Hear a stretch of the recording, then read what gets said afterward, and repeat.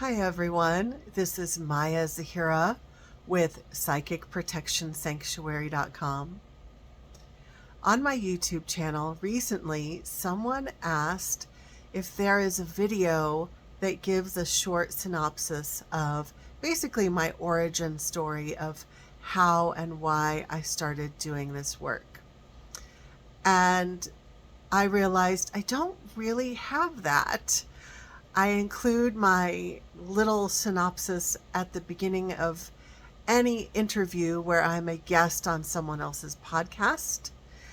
But I don't really have a short version of it that's just a standalone. So that's what I'm going to do today. But before I get into that, I want to let you know that the much expanded, multi-layered version of the origin story of how and why I started this work is fully told in my first book, Darkness Disguised as Light, The Hidden Truth About Psychic Protection and the Illusion Matrix. So you can look for Darkness Disguised as Light by Maya Zahira and you'll find it. And because there are just so many parts of the story that I'm going to leave out. This is like the ultimate shortened version. Okay, so we're going to start at the very beginning. I do think that it's relevant to mention that when I was young, I was always a very spiritual person. I was raised in Catholicism. And even when I was a teenager, I was having visions, I was having premonition dreams. And I also, when I was a teenager, even at that young age, I was leading large auditoriums of teenagers in spiritual prayer. So I think that's kind of cool. I wish that that had been video recorded so we could have a recording of, you remember, it was in the 80s. No, was it the 80s? Yeah, it was in the late 80s. So we all had big hair, like the big hairdos. But anyway, I don't have that on video or even any pictures. But so I was always very spiritual. And then when I went into my 20s, I got my degree in education. So I've always been an educator. And I still was very spiritual, but I stepped out of the Catholicism box. I just had so many questions that weren't making sense to me. And I gradually, over time, got into New Age. And so I was doing a lot of spiritual teaching that we would consider New Age. I was doing Reiki before it was even popular. And so I spent a couple of decades. I spent 20 years as a spiritual teacher. I refer to it as a feel-good spiritual teacher. And I'm not knocking feel-good spiritual teacher. We need those kinds of uplifting spiritual facilitators in a world that can feel like a big downer sometimes. So that's what I was. I was doing all of the uplifting and empowerment workshops, a lot of work with women for a while. About 10 years of that was a lot of work with women, but there were also periods where I was working with everyone. And then, dun, dun, dun, dun, so after a couple of decades of that, in 2016, so I'm recording this in 2026, so it's exactly 10 years. In 2016, I went through a very unexpected situation. I went to who I thought was a trusted colleague in the city where I used to live for a colleague consultation. I wanted to get her second opinion on some things that I was experiencing. I suspected I was experiencing a minor psychic attack that was coming from someone who I believe was a sexual predator in the spiritual community. I felt that that person was threatened by me and was sending psychic attack. And so I wanted to get her opinion on that. And because I want to keep everyone anonymous, I'm not trying to call anyone out. I want to teach people about patterns and understanding and discernment. So I always refer to this practitioner that I went to as the angel lady. And so I went to her for a session, and actually a series of sessions and a couple of group events, group clearings. And very soon after I started working with her, I came under severe spiritual warfare. And it took about 6 weeks for me to finally understand that it was actually coming from something that was attached to her. And it was what I now call a false light entity. This is defined as a negative entity, a dark entity that is posing as a benevolent being of light. And in this case, this practitioner believed that she was directly working with a council of 12 angels, but she wasn't. This was actually one entity, and the type of entity is that was in that situation was a jinn. And jinns are very masterful shapeshifters. They can pretend to be multiple beings at once. They are amazingly tricky. So this thing was terrorizing me. And actually, the climax of that story, of that situation, was that entity I saw it, I caught it on camera. I saw it in its true form. It actually did try to tear my soul out of my body. So when I say spiritual warfare, I don't mean a few nightmares, which is what I was dealing with in the beginning, just a few like minor psychic attack things. This was major spiritual warfare. It was the most terrifying thing I've gone through in my whole life.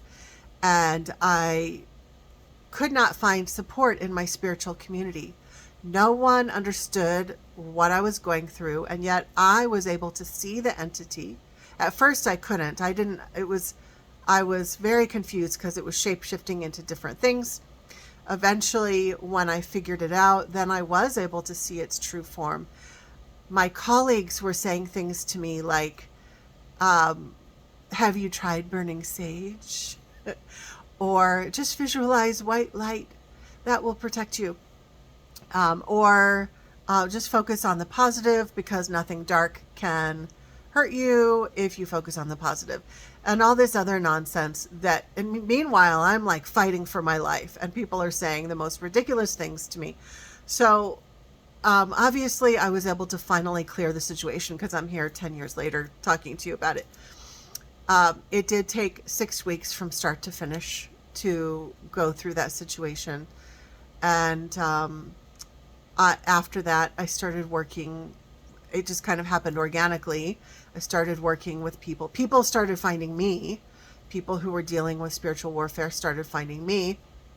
And I also had this inner awakening that happened at that time.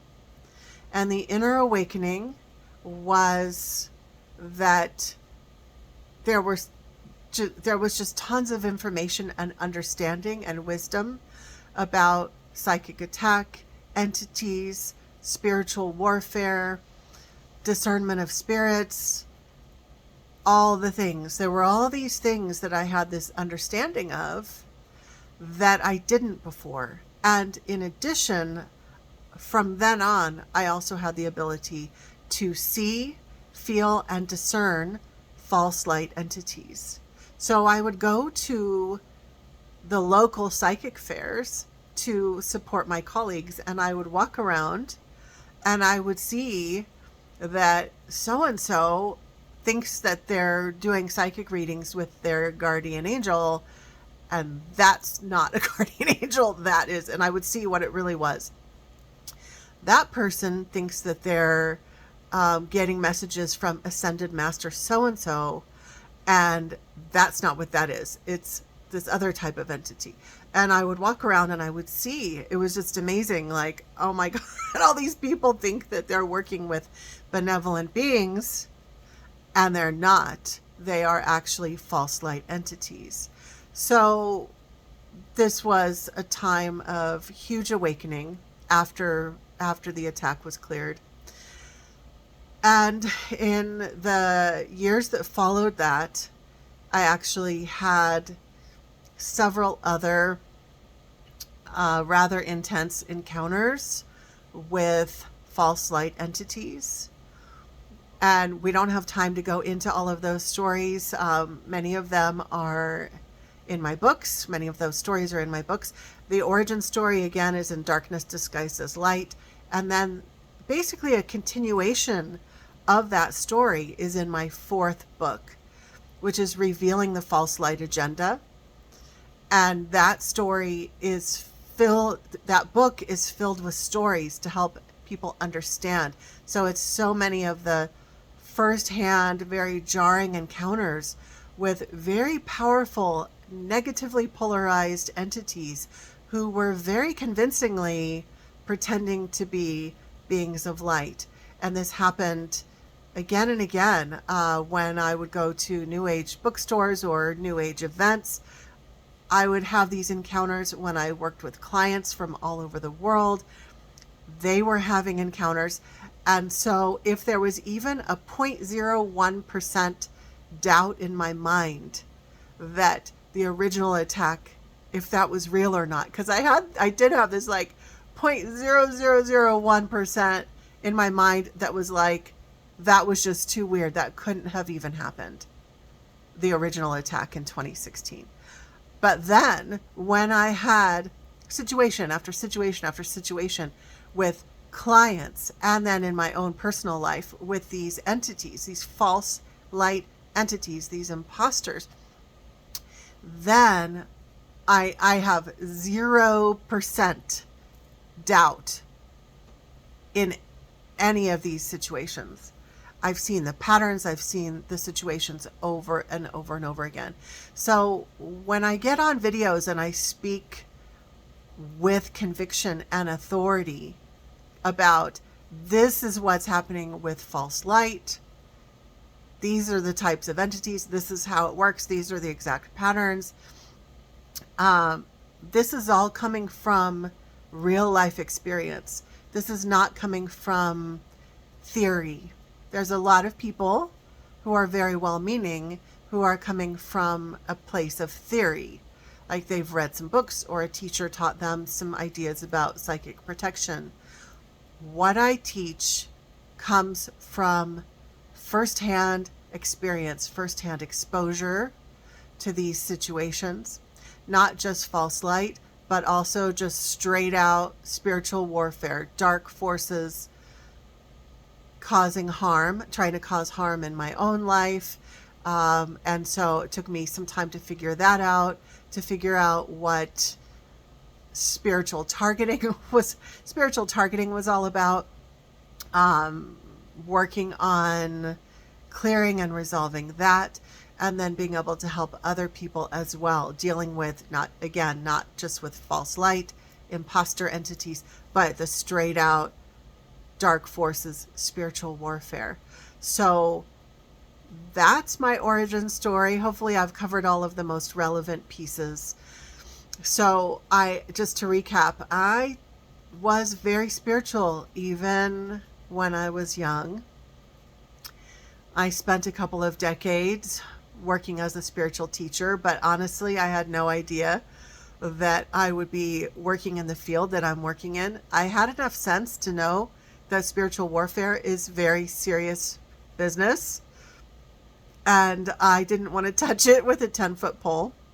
But when I went through what I went through, I knew that I couldn't not choose to do this work, if that makes sense. Like, I saw so many people in the world were struggling and suffering with psychic attack, entity attachments, false light entity attachments, all the things, black magic, curses, all these things that were destroying their lives and making them totally miserable and terrified and feeling totally alone because their loved ones didn't understand or didn't believe them.